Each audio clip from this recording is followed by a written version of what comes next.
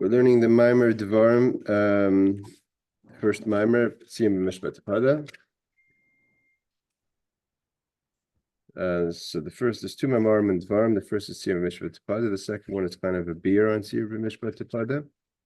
So the pasuk in Yeshayahu, which is the Haftorah of Devarim, says, final verse is Siyam b'mishpat tipada, that Zion will be redeemed with judgment, v'shaveha, and its returnees with tzedakah. So Chsiv, it says in Veschana, next week's parsha, v'hayu hadvorim ha'ela asher neichim mitzavecha hayom. That these are the ideas, these are the mitzvahs that mitzavcha, I'm commanding you today. What does it mean today? So it's brought down. Kol yom, every day it's a new person should view that he or she is being commanded today with the Torah mitzvahs. Why? A person has to view Torah mitzvahs every day like as if it's new and fresh.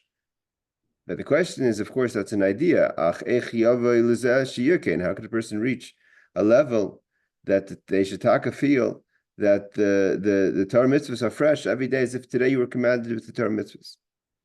To understand this, Yuvim Behegdim will understand first. The idea, why do souls come down from above? Shahayusham, the famous question that we've asked many times. Before even the 6 days of creation, the souls have been in their space, so to say. The angels that were created within the time of creation, they were created with God's breath, so to say, with his utterance, Yisbarach. And there's different opinions of what day the angels are created. Either B'Sheni, on the second day of creation. There's another opinion says they were created on the fifth day. Like the pasuk says, "Va'oif ya'oifef." On the fifth day, it says that the bird that flies and it's brought down, oif ze Michael. That's referring to the angel Michael. Aval neshames shenimshchum b'chinas machshava. That's all creation, and included in that is the angels that were created from the utterances of Hashem. Baruch Sha'amar, God said, "Va'ya'olim," the world came into being. However, the souls of the Jewish people come before creation. They were the thought process that decided that there should be creation. They were part of the thought process behind creation. And this is before creation. So God, so to say, Lahavdil had a thought process, should there be creation? And in that process already the Jewish souls existed. And after that came Baruch Shamar V'Hayayim. What's the source for that? Sorry? Well, what's the source to know that? It's a Maimer Zal, like he's in a quote right now. He quotes Maimer Zal, like it's brought down in Bereshis Rabbah, the Medrash. B'min Nimlach, who did God consult with if there should be creation? He had a discussion. B'nishmaisem shal tzadikim, with the souls of the righteous. And he says, not just the righteous, he says, V'amcha v'lo tzadikim levad, aval k'dechsiv amrech kulam tzadikim. And the level we're talking about of the soul, the essence of the soul is the level that all the Jewish people are tzaddikim, like we say from the pasuk of Yeshaya, we say before Pirkei Avos. V'yirdas and beguf u'tzarech aliyah, and the purpose of why we went down into this world, even if we come from a high space, that's the point of what he's saying here, is that there should be an elevation that goes even higher than where the soul was before. Otherwise, there's no point. So wait, the soul was from God's word, but there's an even higher that No, it's supposed to go by coming down? So the souls come from God's thought, and creation comes from the words Baruch Shamar. God spoke. So if it's from God's thoughts, how could it be higher than that? Oh, so that's the famous question. How could you reach higher than God's thoughts? And that is the place where we come from has been before Avoda. We haven't gone to the Avoda aspect of creation. That person goes down and is enclosed in a body and a nefesh Bahamas and an animalistic soul, and has to go through the challenges of what this world presents to us, and nevertheless finds God. That's where you reach higher. You reach higher is by going from koach, from potential, to poil, to actual. In potential, the soul was very strong, but it hasn't gone through the challenge of life. And by going through the challenge of life, we show our actual. And the examples given many different times, like a king who sends his son Hey, Lauren, a king who sends a son or a child out who sees potential in this child, that this child could be something great. But in order for the child to achieve greatness, he needs to be sent away, or she needs to be sent away from home in order to live outside of the palace and see how the child reacts then. So the potential that the prince or princess has in the palace is in a protective space, but go out into the world and then come back. That's the king wants that exercise, so the child becomes a stronger person, not just in koch, but in poil and actual. So lahavin inyan aliyah. But now we ask the question that you've just asked. Lahavin inyan aliyah. What is this elevation?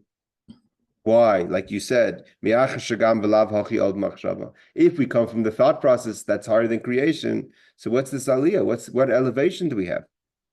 So he says, we can understand this based on the idea that it says, famous thing that we say to Hashem, that the soul you've given to me. And this is from Tanya, we see clearly the very fact that we say and neshama shnasat be, as if I'm something, and the soul that's given to me means that this is the nefesh of Bahamas is talking, the animal soul is talking, because if the godly soul is talking, it wouldn't say the soul you've given to me. That is the soul. So we say neshama shnasat be, the soul you've given to me. The nefesh Bahamas says tahirahi, she's pure. That's what we're supposed to say immediately. Gam koidim lashayata. It means according to the Talmud, the first thing we say after we wake up is neshama shnasata bi tahirahi. Meshkasa b'gemara in the brachas. Kimitar mishnah say when a person wakes up immediately, we say Lekai, we say God, neshama shnasata bi, the soul you've given to me, tahirahi, and then afterwards we say atabarasa, you created it. So the level of tahirahi is higher even than the way the soul goes into its level of creation, so to say, into the body. Even before the body, because then we only say the body at the end, not to nefachtabi. Peterish, so he explains, what does it mean, neshama shnasatabi, the soul you've given to me, tahirahi, she's pure. So he says, tahirahi mimchinas tihira ilah. That's from that's the high level. Ilah means the high level of purity, which is in the worlds. This is the world of, usually it's considered the world of Atzilus. That the soul that's before it goes into even the world of Bria. And afterwards we continue in the statement that we say in the tefillah every morning. We say, we say tahiri atabarasa, you created. Starts the process, the evolution of the soul goes into being able to be part of the bria, a creation, but still not yet in the body. Then not until we say adata nefachtabi, you've breathed this soul into me, the body and the animal soul. And the nefesh chiyunis, the physical soul is saying, you've breathed the soul into me. You've put it in the body, so it should give a life to the body. Now that it's not alone that enough that the soul comes into the body, but it could be the soul comes into the body and says, well, 1 second, this is way too difficult of an experience for me. So you keep the soul in the body. The soul shouldn't leave the body. In the level of godliness that keeps the soul within the body is an encompassing energy that says you have to be here. No one's asking you. You have to live. You have to go and be poil. You have to, because the soul may say that, yeah, I agreed to this, but I didn't know what I was getting into. The kach orin seif baruch, so too. The infinite light, Saiv Kolam, so too in the way Hashem is in the world, like the neshama is in the body, is encompassing the world. The Memala Kolam fills the world, and the encompassing energy keeps from an outside, but like it says, V'atam Shamra, you keep the soul in me. It's not just a question of encompassing in a space question, that there's the world, and outside the world is a level of godliness. Actually, everywhere, any place there's life, there's creation. There's the way Hashem is within that creation. There's the level of Hashem that's within the creation. How the life force is within each individual creation according to its tochnit, according to its functionality, whether it's a vegetation or an animal or a person or a stone. At the same time, there's an outside energy that keeps the vitality of the life according to its level into each part of creation. That the life force shouldn't leave, and then there would be the keli would have no existence. Now, there's two things here. You have to remember, there's two things here. There's the highest of the keli and the highest that gives life to the keli. They're not the same thing. I mean to say, the fact that there's a body So although the body doesn't last long without the soul, when a person passes away, eventually the body decomposes, but the body doesn't disappear the second a person passes away, right? So the body stays in existence. Eventually it decomposes, but the same thing with anything. So there's the light, the neshama that makes the body alive. But there's a separate life force that the body exists. Otherwise the body wouldn't exist. That's called the oris of the kalim. That's the whole conversation that we have, that we say loy v'loy l'midaisav, that when we say that we pray to Hashem and not to his attributes, the attributes is the light that lights up the vessels. But there's also a light that creates the vessels. Why is there a vessel called chesed? So in the physical body, we're looking at bodies and things. But in the spiritual space, even if there's no bodies and things, there's vessels. And the definitions of the vessels, that one is chesed, one is gvura, has to have a life force that creates that this vessel should be a vessel of chesed. And when the light shines through, out comes a light of chesed. So we're talking about over here, the shmira is the neshama that gives life to the body, not the neshama that keeps the body in existence, because that's a separate level of chayis. And now he says like this, v'hinei, as long as a person's alive, we continue in the bracha. So we say, Al-Kai Neshama Shnesat be the life force, the or that comes into my body is Tahiri, she's pure. She went through the process of Arasa, Yitzarta, Ate Nefachta, Ate Meshamer Bikimi, you make sure it stays in me. And then we say, Kol Zman Shanshama Bikibi, as long as I'm alive. And the soul is in me is Moidani, I acknowledge you, Hashem. As long as we're alive, we can acknowledge Hashem. It's not enough just to acknowledge. Acknowledge is only the step one, that we acknowledge as a God. But after that, our vote in this world is not just to acknowledge God, but it's Baruch Atah Hashem, to bring God down into the world, reveal God in the world. And bracha is higher than Haidah. Haidah is acknowledgement from a distance. I acknowledge it is so. And he's going to explain. What does it mean, Haidah? What does it mean to acknowledge God? What does it mean to acknowledge God? So we know it. We find expressions in the Talmud and the Mishnah that says, for instance, "Moidim chachamim rameir." There could be a disagreement, and in the disagreement, not every part of what when someone says something, you can say, "I agree with you on part of what you're saying. I disagree with something else." Right? So it says sometimes the Mishnah will say, "Moideh chachamim rameir," that although they disagree in certain points, but they agree on other points of the topic at hand. Why? Initially, it seemed like they totally disagreed. And afterwards, they say, Maida, we agree with you on certain things. So that's all makes sense, the Haidah, that Maida, we agree when there's a place for disagreement. Where's that? How could we even say such a thing, that we agree with God, we're Maida, as if we acknowledge, as if there was a disagreement and now we agree. There's no disagreement on God. So he explains. It's not about a disagreement. It's about a perspective. Because the way we stand here in this world means we rest in this world. What do we see? Our reality says, Shabriyahu, that the creation is Yesh Mi'ayin. We see something. We don't see our creator. So we say our creation, we are something, because we look at creation. And we say that it has to come from somewhere, but we don't know where it comes from. So that's Ayin, something from nothing. Nothing doesn't mean doesn't have a source. We don't see the source. Sheshamayim v'aretz v'shmei shamayim. That everything, the heavens of the heavens, the earth, all part of creation. I'm not just talking about this physical space, but any part of creation is davar hayesh, is something. Anything that's under the idea of bria. Anything that we could see, even what we cannot see. Davar hayesh nir le'neinu. What's beyond what's in creation is ha'ayin, the nothingness, that we don't see it. We don't see our source of creation. But that's all for our perspective. From our perspective, we see that we exist, and we say there must be something behind this existence. And what is it? We don't know. It's ayin. We don't see it. So we see us. We don't see God. But that's all from our perspective. But from God's perspective, it's a total opposite. From what we see, nothing exists. We don't even exist. The more something thinks it exists, the more it really doesn't exist. The only real existence is God. So there's two different perspectives. That's called the difference between Yichud Ilah, the lower level, the higher level of unification of Hashem, and Yichud Tata, the lower level of unification of Hashem. The question is, when we're yesh, so our vote is, we feel we're something, but we have to be bottled. We nullify ourselves to the ayin, to the nothing. But from God's perspective, there is no existence. Everything is God. So therefore, we say to God that although we're living in a reality that we see things according to what our eyes show us, nevertheless, we agree. We're moide. We acknowledge.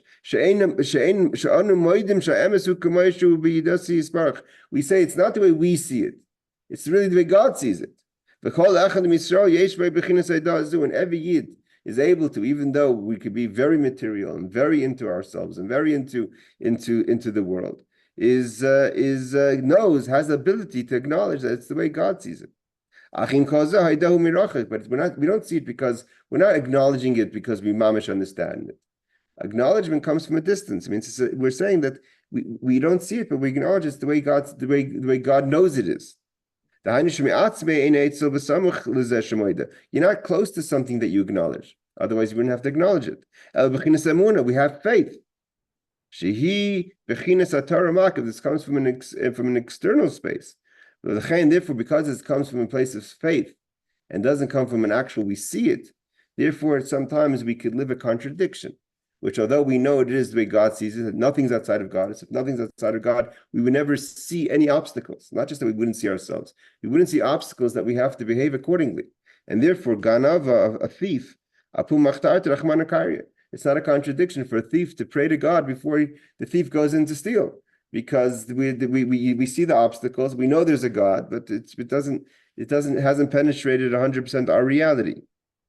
We acknowledge God's ability to perform, but even though by what we're trying to pray to that energy that's asking us to do something that God doesn't want us to do. It doesn't just mean, the Rebbe always says, it's not just talking about a person standing outside a store. It's talking about any kind of any tefillah, any contradiction within yourself is the level of a thief standing about to steal. It means you're trying to reach into levels of godliness is that sees things from a simplicity, that the world doesn't exist and God exists. So therefore, there could be no obstacles. There could be no choice of the other side. And the very fact that we sometimes do make those choices while we're still believing in Hashem. And even on the highest levels, even if it's about Torah mitzvahs, not even about things that are outside of Torah mitzvahs, but even if it's about our ego, or about our covet, or about our recognition, the highest levels of self is a contradiction to godliness. And therefore, so if we acknowledge it, why do we have it? Because acknowledgement is from a distance. It's not the contradiction doesn't stand in front of our face. But that's all moida. But that's not enough to acknowledge that it is the way God sees it. God wants us to reveal that. Aval bracha hu gili. Bracha means to reveal that. Kamoi, like it says, that the famous Talmud that says that the Rabbi Shmuel Kohen Gadol went into the temple. He says he saw, so to say, the image of God, and he says the image said, "Bracheni, Yishmael b'ni bracheni, Yishmael bless me." What does it mean, bless me? Reveal me. Kach baruch Hashem. That's what it means. Bless God. Min olam v'ad olam. Reveal God from the hidden space to the revealed space. Shenimshach min olam diskasi, to take God that's in a hidden space, in the world, the hidden worlds. Ad olam diskasi, to be in the revealed world. What do I mean to the revealed world? That what we see as revealed we should see it in the perspective of godliness. And how do we do that? So how do we go from moedim to bracha? So what's in between moedim and bracha is the Shema. Moedani is the beginning of davening. Bracha is represented in the Shemona Esrei, and that's why specifically it's about worldly things, because we're revealing godliness in worldly things. We say Roi v'chaylim, God heals the sick. Baruch Hashem, God blesses you. But min ha'olam v'ad ha'olam, from world until world, or like forever and ever, it doesn't say this world. No, mina olam v'ad olam doesn't mean from forever and forever. That's the olam ha'olamim. Mina olam v'ad olam means from one world to the next world, from a hidden space, from a hidden concept to revealed concept. From olam iskasi to olam diskaliam. I mean, what's world to world? It's not just point A to point B, but concept A to concept B. Concept of concealment to the concept of revelation. But how do we do? That's an interpretation, though. Yes. It's the same word, olam and olam. It's an interpretation of it. That is an interpretation, yes, from the verse of chapter 106. But how do we do it? How do we connect from moedim to bracha? That's through the Torah mitzvahs that we say in the Shema. Through doing Torah mitzvahs, mamshichim gil benefesh, we reveal within the soul. Like it says, through Torah, you recognize who's behind Baruch Shamar V'Olam. And if Baruch Shamar V'Olam, if the idea of Baruch Shamar is only the level of Moedani, that I can acknowledge, how do we bring it to Baruch, to revealing it? So we reveal it through Torah mitzvahs. And how does Torah become the gateway or the path to go from Moedim to Bracha? Is you have to reveal the love when you're in a space of love, loving Hashem and loving Torah mitzvahs. So then it becomes not just words and not just a study, it's something alive. Then only afterwards, when you stand the Shemona Esrei, where you're saying the brachas, famshachas, it's the idea to bring and reveal godliness within the space of creation. Baruch atah Hashem. How does a person go from acknowledging God? That could be a distance, you could be a thief standing about to rob, calling out to God. You could be a person that there's contradictions in your life. That's the idea of the ganef, the contradictions. And how do you go from being a person who's living a contradiction to being a person that's living that's revealing godliness in a true way? And from God's perspective, is you love Hashem, and when you love Hashem, and through love Hashem, you integrate the love through the Torah and the mitzvahs. So then you're living the life, you're revealing godliness in the world as opposed to just acknowledging God. V'hinei, he says, so how do you get to love? So who idea is in the Shema Yisrael? That's why we say Shema Yisrael. Listen, pay attention. And Baruch Shein Kavod Machusay Olam Vod, that God's Kavod Machusay is the Olam Vod forever, and it's forever, meaning that there's the foreverness. I was just learning a mimer before I came here today that when Yaakov Avinu said Baruch Shein Kavod Machusay Olam Vod, he says, I don't want to be hefsek. There should be no separation. The idea of Shema Yisrael should penetrate constantly in the person's being. Pirush. Like we said before, the creation is something from nothing. That Baruch Shem Kavod Machusay, God's kingship, which is separation, should be L'olam Vod, forever. The very fact that God is king over us, it's not the essence of God, it's the way God manifests as king. That's the level of life. The Malchus gives life to the world. And God being a Moshel, a ruler, is even lower than a king. A king could be in a way of so to say in a kinder way. And a Moshel is a ruler by force. Like it says, sometimes the people need to be ruled even if they're not behaving, even if it doesn't work for them. And that's when the king goes into an external, right? It gets even more distant. So it's mamish, just exercising rule. In every generation, sometimes, like he says, there were certain wicked generations, like the Dora Mabel, that needed God that behaved as a moshel, as a ruler, as opposed to a melech. They didn't willingly accept God's being king. But why were they existing? If they don't accept God as king, it's because at the end of the day, he's a moshel. And the moshel has to, even if a moshel is by rule, but Moshe, by the end of the day, is the Moshe just like it has to be done for the king. The king has to have subjects. And then now the Rebbe says that no matter what the world is, no matter what that space is, even the Garden of Eden, which has tremendous pleasure, much greater than this world, we take much greater pleasure in godliness in the world of Gan Eden, so the space of Gan Eden than this world. So much so that this pleasure that a person takes in the revelations of godliness in Gan Eden Atachton, the Chazal teaches that Rameir again said about his teacher, that Mutav the Laineu, that his teacher went off the way, said that better for his teacher to go through hell, which is a difficult situation, but to get to Gan Eden, because Gan Eden is it's so pleasurable to be in Gan Eden that's worth it. The Gan Eden Elyon, and the higher level of Gan Eden is even more. There's many levels, not just two, like we've learned. That's all the way God creates from being a king. So in being a king, there's this world and there's the world of reward, right, for doing your effort. That's all in space of creation. It's something, anything is something, a space That's ayin comes from the nothingness, means so we don't recognize it, because as soon as there's a space, there's a level, it's defined. Because the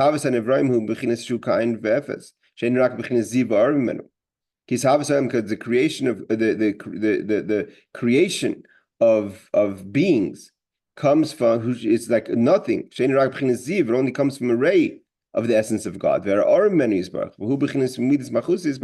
is as God is king, like a king, right? The king is, there's so much behind the king that's not seen in the position of the king. Sometimes it's negative, but in the God's case, it's obviously positive. It's not even the ray that comes in, it's from a distance. It's an encompassing. Like a king, that his name is on the people, but it's from a distance. He's not your buddy. He said that's all the way it is in the world of creation. That's, and even in the high world, it stays like that. So there's major revelations of the Garden of Eden. That's all. It's in the space of creation. It's all revelations. It's called in Chassidus, it's called Giluyim. But you want to get to the essence, because that's not the purpose of creation. The reward is, okay, you have to have reward. But why did God do this whole world? Is that we should live in this world and we should make choices. But this world may be very concealed in the space of the world. But when a person does tshuva, you live in this world and you have an ability to do things. That's baruch. And when a person recognizes that, that's the hisbonenus. What we're talking about now is the hisbonenus. What brings love to a person? Love to a person comes from a realization. And realization in this case means that what are we doing here? That in this world, although there's darkness, although there's challenges, but dafka, because it's darkness, and because there's challenges, and this is where God wants to be. He wants to live in this world. And therefore, when we make these choices, we're able to touch through both tshuva and ma'asim tovim. These are things like yom l'saisim. This is what we do. This is real life is here. This is the purpose of creation. And when a person realizes that, we have to, and therefore we say, Baruch, I want to reveal this in the world. The world is blind to the possibilities we have. And instead we're living in darkness instead of being connected to the light. And he says something else a person should pay attention to that would ignite a feeling of love towards Hashem.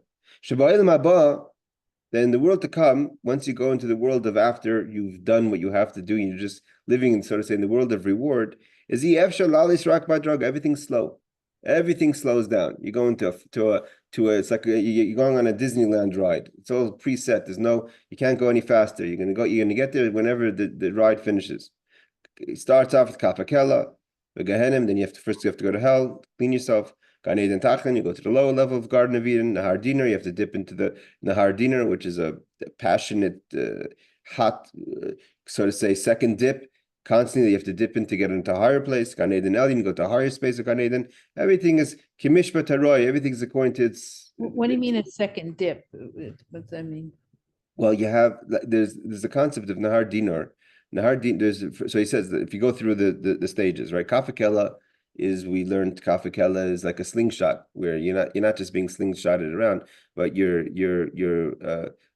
all the realities you thought existed is kind of there and not there. So you get thrown into what you thought was real, and you think, oh wow, that's real, and then you get taken out to see that what you thought was real was not. So the soul goes through this kind of cleansing, psychological cleansing, where it has to go into what it thought and get taken out and say that's fake, and then get it in again and get taken out. So through that cleanses, so to say, your psychological understanding of creation. And then after that, you have to go to hell to clean yourself. Hell is not a punishment; it's a cleansing. And then you go to the lower level of Garden of Eden. But even the lower Garden of Eden is not, you're still more physical. So therefore you dip in the Nahar Dinar, which it says is created by the sweat of the angels. And that's also kind of a descent, because in order to, Shema Yipol, you can't have any aliyah without having a Yerida. So kind of you drop off from your elevations of the lower Garden of Eden. You got to go into this Nahar Dinar, which is an unpleasant experience. But then from that, you get a higher level of cleanliness, and you can go to the higher level of Garden of Eden. It's like automatic that you dip and it's done, or you have to I don't know how long it is or how, but it's evidently not a pleasant experience. And that's why that's the foundation of the opening of the second part of Tanya when the Alter Rebbe asked the question, what does it mean nar hayisi v'gam zakanti? Nar hayisi v'gam zakanti. Then we say gam ki yaskin layasr mimenu. That we say that even though it says chanoch nar bidargoi, educate the young according to their way, that even when they get older, they won't lose their way of their youth.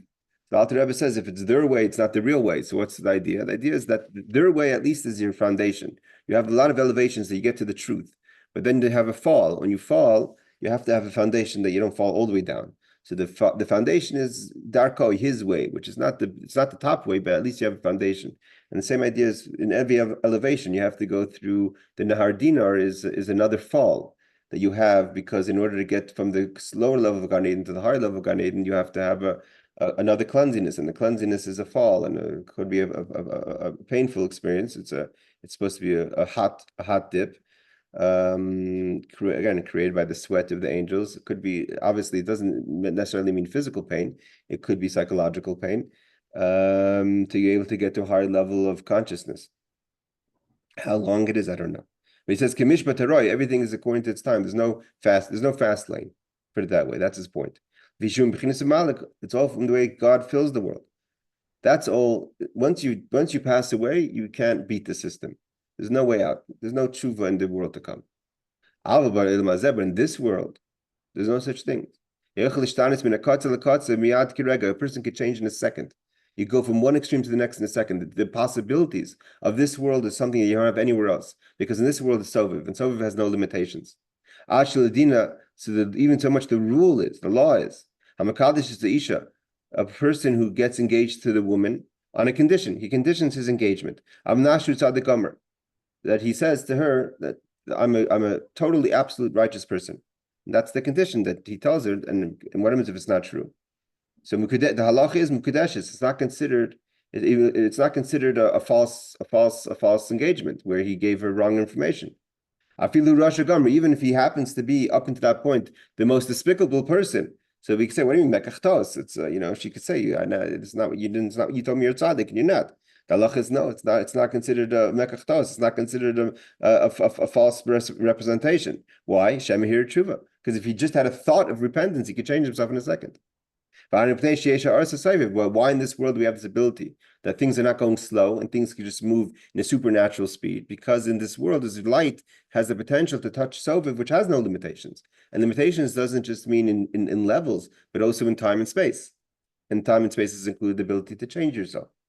That's why Chazal teach us. Better be 1 minute of repentance and good deeds in this world, because in this world you accomplish things you can't accomplish. It's not just that the abilities in this world are better. The abilities in this world are better because this is the purpose of creation. And in the purpose of creation is the essence beyond the limitations of creation. It means when the limitations comes from the Baruch Shem, or God's utterances. And then the utterances, that's the setting of the system. But behind that was the thought. And the thought comes from a space of limitless.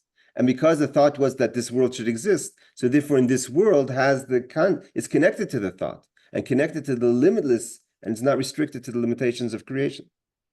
And that's where he says, that's what it means in this world, you could reach beyond Kol. Kol is 50 gates of understanding. Or you could get beyond Kol.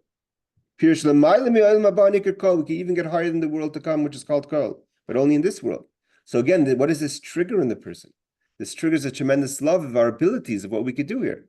And therefore we could go from Moedim, from Haidah, from acknowledging God, just recognizing this, that what the way he sees it is true, to not just saying the way he sees it is true. So what are you doing about it? I want to reveal that in the world. A person's going to have tremendous love towards Hashem. You're ready to give your soul to God. Not just to die for God, but to give your want, to give everything, to live for God. And how do we do that? To reveal the infinite of God through this is Torah mitzvahs. And this is what it says, that I, what's I? The essence of God. The essence of God, I command, meaning I connect you. Not just in the name of the king, so to say, the way God is king over the world. But you want to get to the Anoichi, behind the king, who I am, not as I manifest as a king. As Dafka Hayoim, today you could do that. Not tomorrow when you're in the world of the world to come, which is only living on the restrictions of king. That's a world of reward, and the world of reward is there's no ability to change. Everything goes in this at the speed that it's preset. When a person thinks about this, now we're going to answer the original question: is if you really appreciate this, every day you'll be excited about Torah mitzvahs. Every day it's going to be fresh. Mamish. Because today you wake up, the very fact you woke up, you're able to do something. I'm able to bring and reveal the essence of God, but tomorrow I'm not going to have that ability. Tomorrow meaning in the world to come. That's why the mitzvahs are called the 248 limbs of the king. Ramach Hamshach is 240 ways of revealing God. From the want of Hashem. Just like when you pull someone, you pull a hand of someone, you're pulling the whole body. And in the body is in the hand is everything. It's also the mind behind the hand. That the rotzen that operates the hand, that the hand should move. So when you're touching the hand, in the hand is the rotzen of Hashem. In the mitzvah is the rotzen, the want of Hashem, of why the world was created. And that's what it means to love, not to love Hashem, your Lord. Love to make the Yud Kei Vav Kei that's beyond the word, make that Elikecha your reality, your essence. Reveal the godliness in both sides of your heart. Cholas Smiley in the left side, which a person can have miriras. And what's the bitterness? The bitterness is al-shu mushka binyane aylam azev v'richik mavaya. So you have two feelings automatically. One side is the bitterness. Why am I distant from God? Why is there any part of me that's not close to God? And what is the right side? It's full of simcha, joy, the opportunity of the mitzvah you're doing. Yismach Yisrael ba'isav. God, Jews are Yisrael is happy with its creator, which are the mitzvahs. Every time we do mitzvahs, we're able to connect to the creator. So we have two emotions going at the same time. One is that because we love Hashem, we never want to be distant from Hashem. So anything that we see as a distance makes us bitter. At the same time, we're excited about every opportunity we have to be connected. And here the Alter Rebbe says a very important rule. The more you're bitter from the lacking, from what's lacking, how more excited you are when there's revelation. So they feed on each other. Bitterness is the Alter Rebbe says, what's the difference? The Rebbe always says, what's the difference? The sign of the difference between bitterness and depression and atzvus is how you react it. If a person is atzvus and it becomes a weight and therefore you become unproductive, that's negative. But if you become bitter and therefore you become more productive because you're bitter, it triggers to you to do more, and that comes from a healthy space. And therefore, the more the bitterness, the more the excitement it is that you've done something. Even though you don't see exactly the revelations that you're doing, eventually you will see it. It's like it says, it's being held in a bank account. You plant tzedakos, good deeds. You grow salvation. Like it says, Vayisha Hashem Shin Ayin Hey Nahirim. There's a 375 paths of light. It's just like a person would have a safety deposit box full of stones, of precious stones and money and gold. You don't need the safe to be open to be satisfied with what you have in the safe. Knowing that it's in the safe gives you satisfaction. It doesn't have to be open. I need to see it the whole time. It's there. That's good. That's good enough. So do we know the light that we're bringing in the world, even if we don't see it yet? Okay, that's the way things should be. That's how a person should live their life. What about if it's not like that? Meaning, why are you bitter? Not because you're not close to God. You're bitter from what's happening in your life. Things aren't working out for you physically. your parnasa is not going good, your health is maybe not the way it should be, but it's not because it's nothing wrong with being upset or being bitter about parnasa or about health, but it's why do you want parnasa and health? Is it to be able to be just to live, or is it to live and serve God? So if the mirrors is just about worldly things, because you're lacking, not in godliness or ability to serve God, but because you're upset about what's happening in your life physically. And what makes you happy? Is he mishlemus behem? Is only when those things are the way you want them to be. Is again not because you want to be able to serve God with it, but because you want to have it. Then that's living a life of exile. Meaning to say that the spark, hanitzus, eliki, the godly spark that wants to express itself in the bitterness and simcha of God, is now trapped in the bitterness and simcha of the world. And what the Alter Rebbe is saying is you can't have it halfway. You can't have bitterness of the world and happiness of a mitzvah. If you're bitter about the world, then happiness is only going to be to fill that bitterness. They work together; they're not separate, and therefore that's called galus hanitzos. That's when your spark that's within you is in exile. What motivates it, and the happinesses and the disappointments of your life is not about godliness. B'tarich nefesh Bahamas, you get trapped in the animal soul. Like a sheep, before it gets shared, it's quiet. It's quiet because it can't express itself. So what do we do? So there the prophet says, Sion, when the essence of your soul is b'mishpat, how do you reveal it that should no longer be in exile, is with mishpat tipada. What does the mishpat tipada mean? Sion lashon simon. Sion means the sign of your existence, of your spirituality. I'm a sign to God. The essence of your heart. The natural love you should have for Hashem. And the inner love you have for Hashem. That's in each Jew. It's in exile. How do we reveal it? Is when you learn the laws of Torah. Like it says, the word mishpat means the laws of Torah. How are we going to gather in from the exiles? Is by learning the Mishnah, which is the halachas. Even if you're in the goyim, the Torah becomes a light to me. Even if we're in the exile, the Torah brings a light and lets us reveal ourselves. But that's the way, the essence of the soul. But what about the shaveh? What about the expression of the soul? It's not just that we're not revealing ourselves, but we're mamish like captives. What's the definition of a captive? That it expresses only worldly things, not godly things. The bitterness that you should have had on the distance that you are from God. Becomes is it the physical things that are lacking in your world? The joy which you should have, from a mitzvah, is only when you get the satisfactions of the world. That's a definition of a person who's in captivity. The essence of the soul never is captive. It's just not revealed. But the expressions of your soul, that can become into captivity. So what do you do? He says, how do we reveal that? How do you release that? That gets released through tzedakah. Why? Why tzedakah? It's an amazing thing the Alter Rebbe says. What is tzedakah? Tzedakah is you show Rahmanas. I mean, say like this: you can't walk yourself out of this situation. The only way you're going to get out is if a God has Rahmanas, like a shavi, like a person who's in captivity. Someone has to release you from the outside. A person from the inside can't get released. So how do you get released? Show that you're a person of compassion. When you have compassion on a poor person, so that it triggers that God reacts to your midah the way you act. And Rachim Aleinu, he has compassion. The same and he releases our heart to no longer be a heart that just wants and gets motivated by worldly things, but it should be bina liba, a heart towards Hashem. When it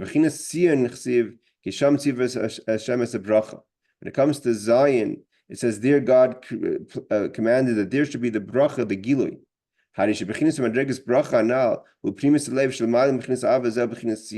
The level of bracha that is after the Abba, after the love, we bring the revelation.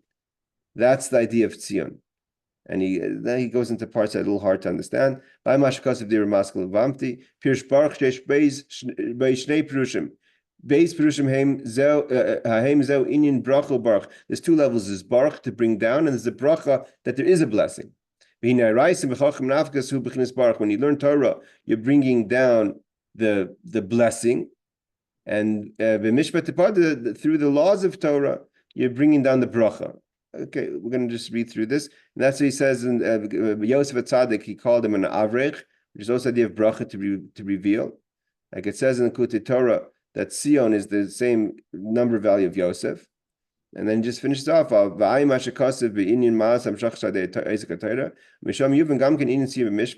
another place that you can understand a little better.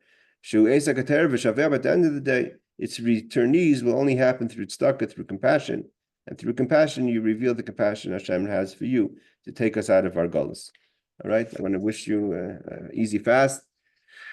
And Be'ez Hashem, see you at next class. Take care. There's a lot in this. Yeah, is packed. It's yeah, it's a very, very packed mimer. More slowly. Yeah, it was really. So if you notice, there's tremendous footnotes. There's a lot of footnotes because this is a very very condensed mimer that has to be.